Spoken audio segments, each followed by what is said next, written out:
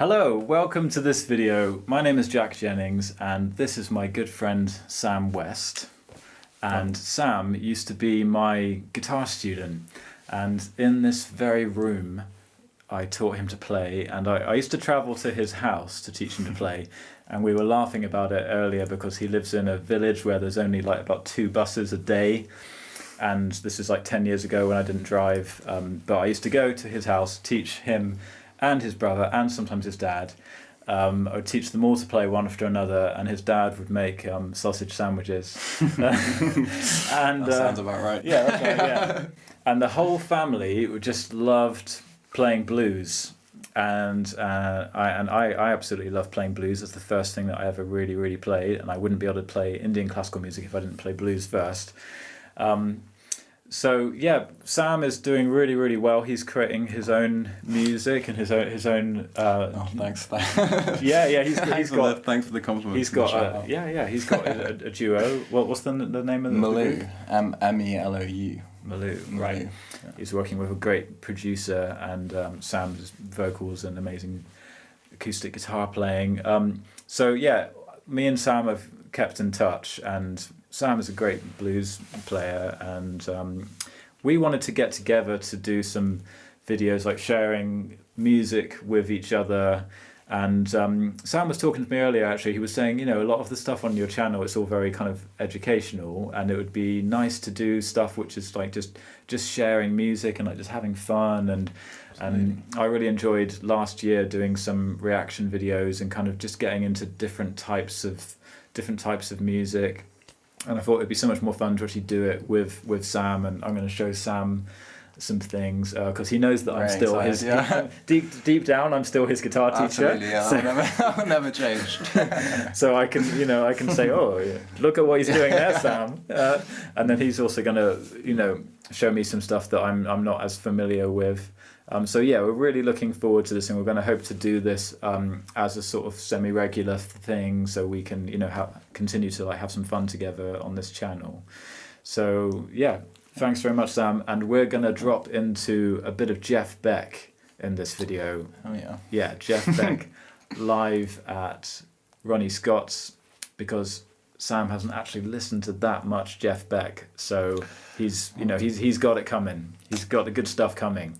So here we go. This is Jeff Beck live at Ronnie Scott's, and my friend was in the audience. I can say that, along with Robert Plant and Jimmy Page and everyone else. And the track is called "'Cause We Ended as Lovers."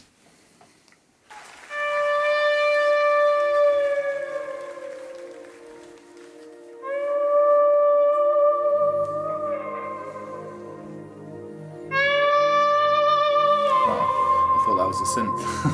Oh, did you? Yeah. That's awesome. Yeah. There's crazy volume swells. Yeah.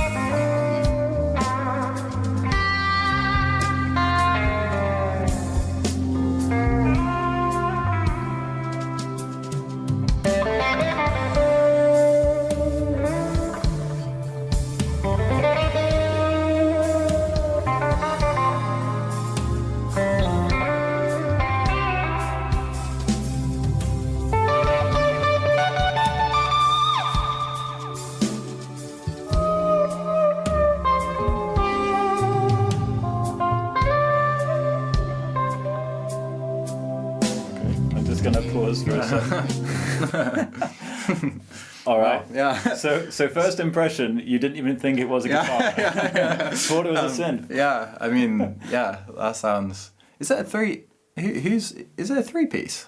There is a keyboard player. Oh, okay. He's just not on shot on the pause. Oh, yeah, it's your mate's dad, isn't it? Is it Jason Rebello? Yeah. Oh, I didn't realize. Yeah. Wow. Yeah, he knows Jason Rebello. Yeah, well, loosely. Yeah. I know. His son is a very good drummer. Oh, well, yeah, no, that was amazing. Yeah, like I mean, there's just like some gentle like kind of padding in with playing this like sustained chords in the background, but that's him with the volume swell. And I never understood how he got that sounding so good, because I used to play this when I was a teenager. Oh, cool. Like my guitar teacher taught it to me, and I remember just like always taking my time over playing this melody, and you'd hear the volume swell, and I'd try and do it on my Strat, and it just wouldn't. Like by the time I picked the note and did the swell, like the note didn't have any like. Yeah, body. I actually completely know what you mean. I have exactly the same thing. Kind of getting the Why can't I do it? Like I've got a Strat. He's got a Strat. Yeah. Maybe it's a volume thing, and getting the kind of when it starts to feed back and it creates that cycle with the amp. Oh, you know, yeah. Maybe getting it really to like kind of have that power sort of thing. If you know, if you know what I'm you're saying. right. Because the sustain when you're on stage and Sure. you're blowing through an amp. That makes sense. Yeah, I mean, maybe it's that kind of like, because there's players that, and actually I've never got into that thing of where you back the volume off, but guys like this, like Jimmy and the guys from the 60s, you know, they got into that whole thing of just cranking the amp seriously. So probably by the time he's on 5, he's already really loud. So if he does a volume swell, he's going through 5 up to 10. Maybe maybe it's just that, just simple, just the amp needs to be really loud. But I mean, I think we should go back to the beginning and watch the intro again, because just like the amount of different, the details. And the subtleties in his playing. It's all about those, isn't it? It's just so lyrical and vocal, and there's times where like it's like he's with his right hand he's using his thumb, but it's like it's hard he's touching the guitar sometimes, but he's getting this huge sound. You know? I guess And like every note has like a special like a fingerprint to it, you know. Roll it back. Yeah, definitely. Yeah. You can actually see that everyone has rolled it back. Yeah. There, like on the YouTube thing, that's the most replayed. Well, because like you said at the start, you're like, hang on, hey, what is that sound? Okay.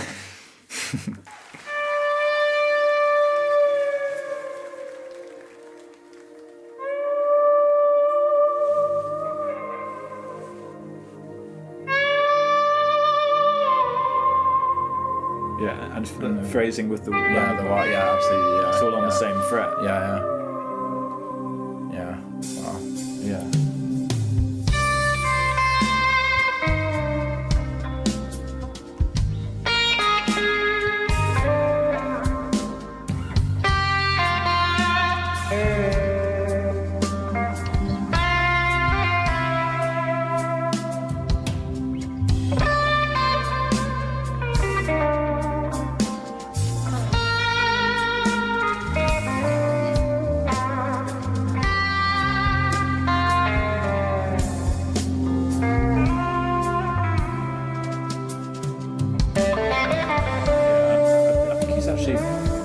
He's moving the volume with his little finger a lot, like even while he's playing.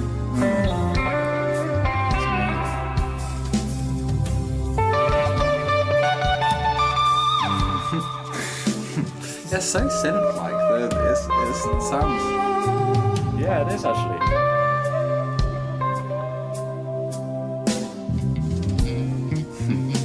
Oh, this is Tal Wilkenfeld. Yeah, Tal Wilkenfeld. Yeah. I remember her from the Crossroads. Oh right, she's in that. Yeah. Unbelievable. I think she's like 17 here or something like that. This was a couple of years back now.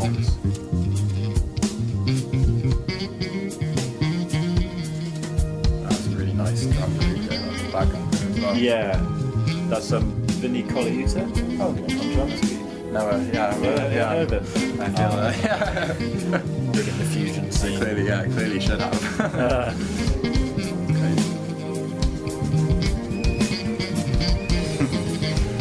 Vibing. Yeah.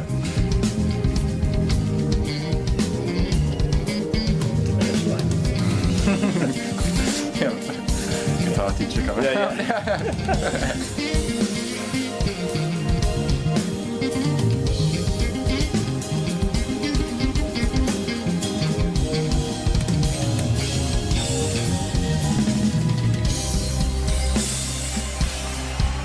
That's great. Jeff Beck's always really, Yeah. you know, celebrates his band members. That's always nice to see. Yeah, he's a really generous guy. Have you been to Ronnie Scott's? I haven't. I would love to though. So- Isn't it? I heard someone say it was closing. Really? I've got no idea how accurate that is. Right, you heard it's closing. I don't know if I definitely did, but I've got no idea if the person that informed me of that was informed at all. Someone said that a really famous jazz club is closing, and I said, like, the only jazz club I really knew Ronnie Scott's. and they were like, yeah, I think it's that one, but Really? that might be wrong.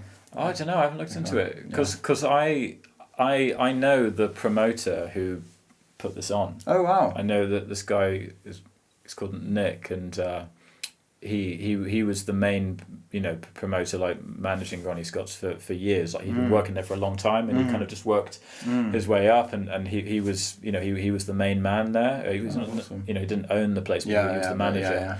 And he, you know, he got Jeff there, and my friend Luke is friends with Nick. They go way back, and he got me and Luke in to see John McLaughlin. Yeah, I remember you saying that. Yeah, when I saw him there, that's and awesome. he got me in to see Wayne Krantz, is another American guitar player. Actually, I say another American. The two that we're talking about are British. But yeah, he was always getting amazing stuff. But then he moved on, I think, just before the pandemic. So someone else was owning it. So I don't know. Like maybe it's. Yeah. I mean, it's very difficult. He was saying that even if they're selling out, they're struggling. Really, that's because it's so expensive in Soho, right in the centre of London. It's very expensive, and it's not a big club. It's a small place, and even selling out, and tickets can be like over £100. Wow! But they're still struggling to just keep up. That's crazy. Yeah, it shouldn't be like that, you know. No. It should really be like at least like supported by. I mean, they do get some support from the government, but it's cancelled. But anyway. Well, let's find out about that. Because Ronnie Scott's. Yeah, we can't let Ronnie Scott's die. But you can see there that it's got these like red lamps everywhere. Yes, so when you're there, it feels like you're in a film. It's just so magical there. It really feels incredible, and you can see the musician is just like you could literally just like. It's like a stone, less than a stone's throw. It's like you could throw the stone like that, and it would land on stage. It's amazing. Okay, here we go. Let's carry on. Right, so celebrating the bass solo.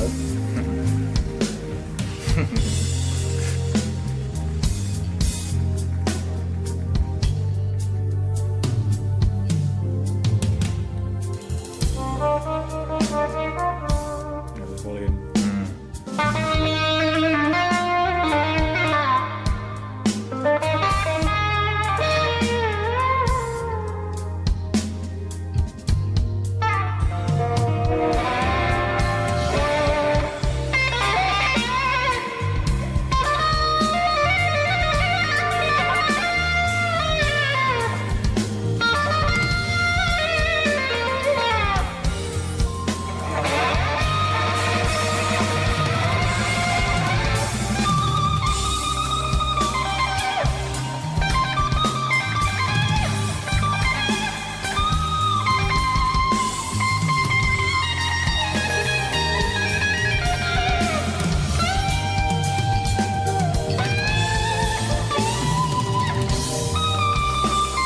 It's so fragile at the same time, you know. It's like it's not macho. Yeah. You know, it's very kind of feminine, but like a god at the same time. You're like The control he has on the whammy bar and the tremolo is unbelievable. Yeah, just like no one else has that. You know.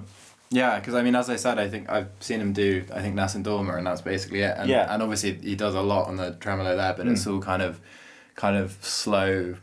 It's very slow moving in comparison to something like this, and the speed at which he's using it, and the subtlety in which he's using it in this is just mind blowing.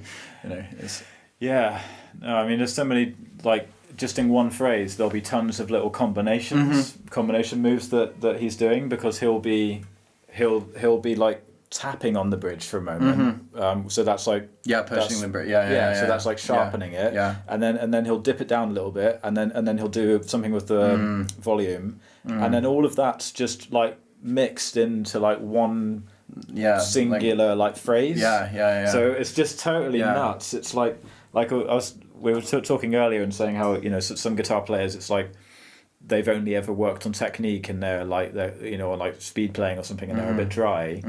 And then we were saying, well, imagine, you know, I mean, well, you hadn't heard Jeff Beck before this, but I was saying to him, well, with Jeff Beck, it's like, well, he's just spent all of his time playing, you know, the guy doesn't use a pick, like he's not like a fast technical player. He does do some fast stuff, but not very much. And I mean, I can see when he's playing fast that he's only got a certain amount of like different moves and stuff. Like he's got a small repertoire of fast playing, which he uses really effectively, but he's spent all of his time just developing these incredible, you know, idiosyncratic techniques about phrasing, and the only way you can get good at that stuff is just purely listening, because he's not doing it. There's no exercise, there's no pathway, there's no like, well, do this pattern and then that pattern and then do it at this speed and then do it, you know, then do a permutation of the pattern. You know, there's no like mathematical way to develop that kind of technique like there is with other types of technique, more conventional technique. So he's completely doing it just off an intuitive sense, but you've got to spend like endless hours processing like all these weird little things, you know, to do that. So it's just nuts, like how long he would have taken. Because Jeff Beck in the 70s and 80s, and even in I think by the 90s, I think he had most of this stuff developed. But in the 70s, 80s, he didn't have this stuff. Like he had flashes of it. That's amazing. But he got, in his like 50s and 60s, he got way better, because it's like for 40 years he'd been working all this stuff, you know. And he was really good right up until he died last year, because was it earlier this year, wasn't it? Because he could still pull off all of these little movements even at an advanced age, you know. Yeah, it's amazing, and it's such a unique style of playing as well. I mean, it's one thing being able to, you know, you can sit down and practice tremolo picking all day and get really fast, but to develop all these, you know, with the volume knob and the tremolo all at once is such a unique way of playing, and there's no one you can really go. I mean, you probably know more than I do about there's his no influences, but no one who does all those combinations.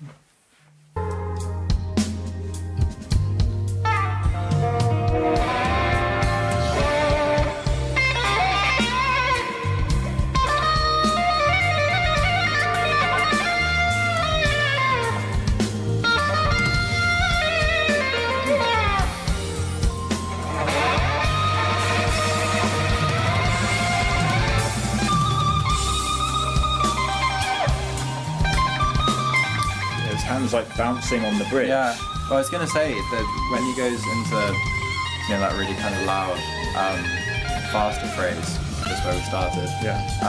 It almost sounds like there's an auto, like not an auto, or like a univibe pedal in the background. But I think it's almost as if is it just him bouncing on the bridge? It's creating that. Yeah. Let's just go back. I think. I know what you mean. It's there's just that little quiver. Because you wouldn't get that with the whammy bar; it would be too big. But it's just that little quiver you get from a univibe when it's on. It's got a vibrato setting. That's it. Yeah, I mean, he does sometimes use effects, but you know it when he's turned on an effect, because it's suddenly like something happens. But this is all just that's amazing. Just done.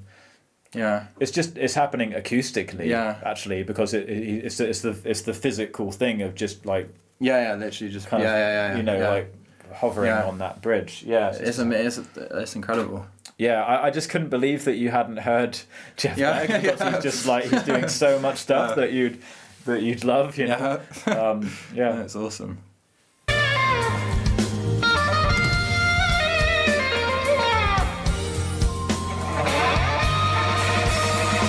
That bit. No, it's like It kind of sounds almost like more kind of pentatonic-y, and it's a little bit. It's right where we first started. Yeah. It's right where you started playing.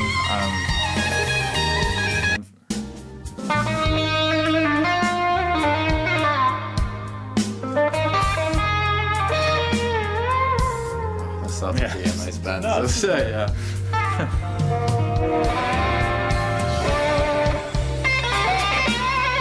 Right.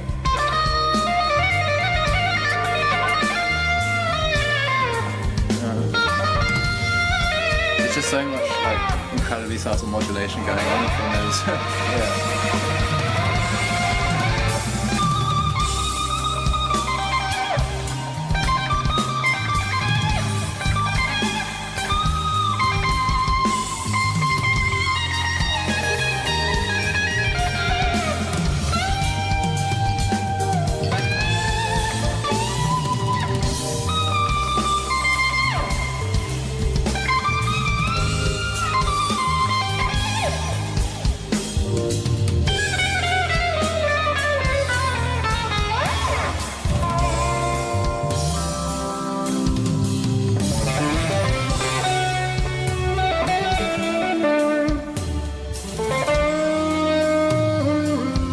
Whammy bar, but you couldn't see his hand.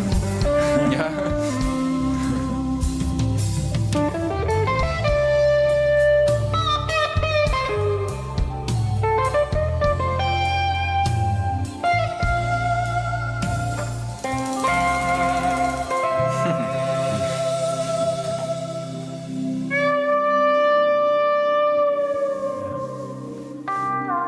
Did you see that? Yeah, like he went bow. Whoa. He did all. It was all with the whammy bar. Wow. Oh yeah. That is just too. It's just too good. To make sure we catch it. Next part. Oh no. Sorry, I missed it. No Sorry, all you YouTube people out there. Watch here.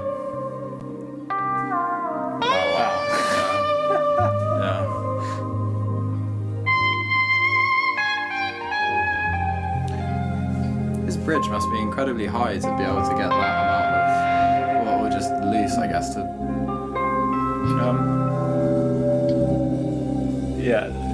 Somehow hits a harmonic on the E string and takes it down. Wow. Well. I mean the bridge. The higher it is, actually, the less space it's got to go down. So that's actually very true. But he has it. He's got it floating a bit for sure, because that's how so he can go up and down. Yeah. But I mean, Fender Strats, they do go right down. But there's not much in it when you like. It's hard to feel the different levels as you go down. It's almost like if you're in a car. It's like some cars you can imagine, like as you're pressing on the accelerator, like you can kind of feel like depth, whereas maybe other like older cheaper cars, you push down the pedal and it's like it doesn't go much. Or it's like, imagine like a go-kart or something. Like you just you kind of just press it and it's just that's kind of to get the actual control to be able to hit individual notes is incredibly difficult. So I mean, because I have experimented to try a little bit of what he's doing, and because he's got a fairly standard bridge. He uses sometimes like one that he's got this like kind of metal nut on some of his guitars, where it's like a chunkier nut, which probably it's not a locking system like a Floyd Rose, but it probably it's got less friction, so it just slips back because it stays in tune. His guitar stays in tune incredibly well. That was great. I feel enlightened, and I feel like I've missed out for the last 10-15 years of my guitar journey from not going down this path.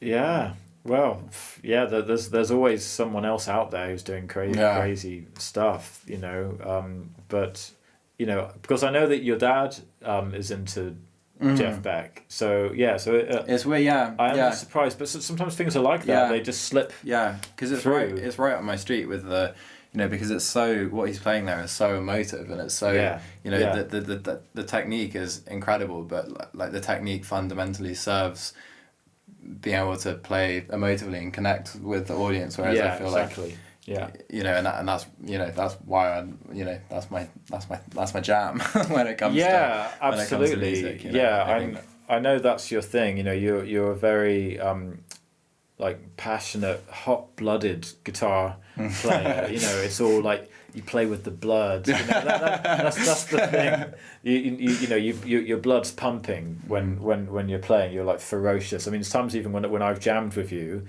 and I felt, oh God, I'm just like trying to keep up with your like. I don't know about that. No, seriously, like you play with so much intensity that whenever I've jammed with you, I've kind of been like, well, like actually, I've really got to bring it here, because Sam is like, well, thanks, he's putting his life on the line with this solo. So yeah, I just knew that you'd love Jeff Beck because he's just being a singer basically. He's just being like the best singer that you've ever heard. And like I said, it's got that fragile quality when he's playing up high, and you get a feeling as well that like it's not completely nailed down. It's like I feel as if like he's kind of just like he's kind of just holding on, and there's a feeling. I mean, it's like he's fully in control, but there isn't that kind of clinical like bang everything perfect. It feels like it's like, oh God, gee, I can't believe he pulled that off. That was just like that so easily could have gone wrong, because he is just being super. Like he's working on such fine margins, such tiny little details that it'd just be so easy for it to slip, and it's not rehearsed. He's not playing practiced phrases, because every time you hear him, every solo is always totally different. And so is that pretty much improvised, that whole piece, or in terms of the guitar? There's the main theme, but his solos are always improvised, and every solo is never made of like stock phrases or patterns. It's always just a free flowing melodic, impressionistic kind of approach to phrasing, where the phrase is like it's always just moving in a really kind of strange, unpredictable way. That's kind of a bit. It's got like he's quite psychedelic, but without being not in like the kind of Jimi Hendrix or Grateful Dead, Doors way of psychedelic. It's like, because it's quite kind of pinned down, like the vibe of the band is quite like it's like a sort of jazz blues kind of ballad thing, but the way that he's playing on the top is actually very sort of evocative and very it's kind of a bit like formless and mysterious, so there's a kind of like there's a sort of psychedelic quality to what he's doing, but like kind of but not in like a flowery way. It's like, it's hard to put into words, but you can't fit what he's doing into like anything concrete. It's like very it's like from another planet. I mean, it sounds a little bit cheesy, but I kind of, just hearing him play, it kind of sounds like there's no disconnect between what's happening on the guitar and what's happening in his head and his soul, sort of thing. It's like it's one thing, and he's kind of living and breathing and singing through the instrument. That's it.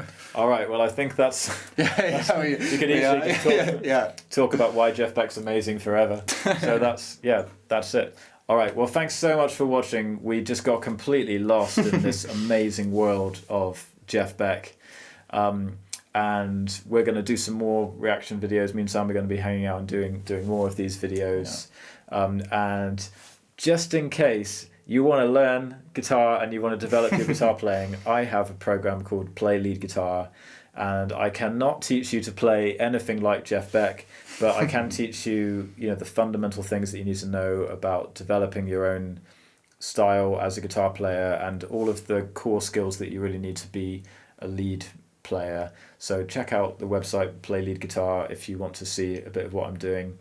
But thanks very much to Sam for coming and joining me, and thanks to Jeff Beck. May you rest in peace.